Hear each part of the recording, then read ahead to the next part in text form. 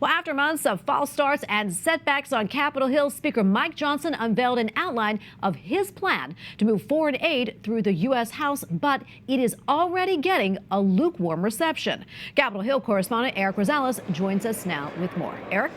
Well, good evening, Tracy. Yes, and what's interesting is that lukewarm reception is actually coming from some of Speaker Johnson's fellow Republicans.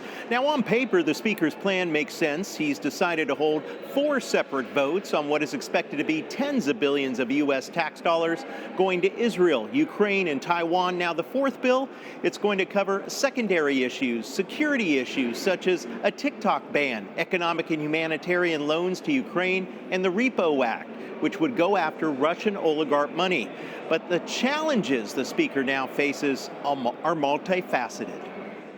There was a consensus that was recognized, in my view, from all the opinions that were shared, and that is that it really was the will of my colleagues to vote on these measures independently. But Republican Congressman Bob Good and other Freedom Caucus members are already speaking out, saying securing the border must be included. At least let us have a vote to that effect. We've now been told that the border will not be germane, it will not be applicable, essentially, for folks who don't use congressional language, and we're not going to be allowed to even vote on it or even to try, and that's a terrible thing. And they're not alone. If we simply put Remain in Mexico up for a vote again, that would solve 72% of the problems. The American people, our constituents, are demanding that we do something about the border. Democrats are going to be key in getting the bills out of the House, but some were surprised that Speaker Johnson will allow amendment votes. Democrats say this wasn't part of the conversation the Speaker had with President Biden on Monday. The idea that we're at this late date and he's still trying to figure it out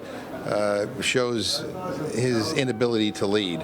Look, these are serious matters, and the situation in Ukraine is particularly serious, and that we're just letting them dangle, I think is, quite frankly, just unconscionable. The Speaker is also facing new threats to vacate. Congressman Tom Massey has joined Congresswoman Green to force a vote to oust him if he's not willing to step aside. I am not resigning, and it is, in my view, an absurd notion that someone would bring a vacate motion when we are simply here trying to do our jobs.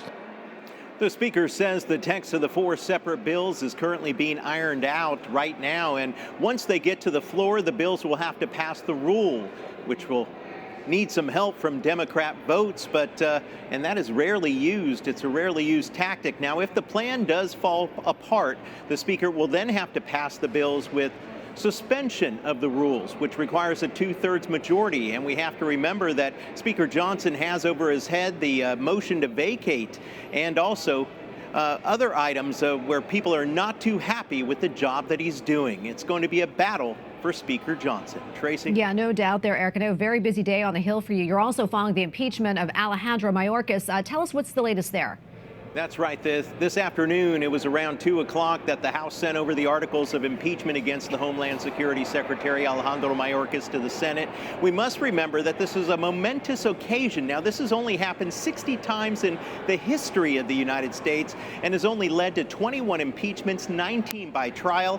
It's expected that the Majority Leader, Chuck Schumer, will actually swear in senators as jurors tomorrow afternoon and is expected to hold a very short trial, one that could wrap up by week's end. But Republicans, on the other hand, they're demanding a full Senate trial and are fighting to drag out this process and shine a spotlight on the failures of this Biden administration at America's borders. At the Capitol, Eric Rosales, EWTN News Nightly.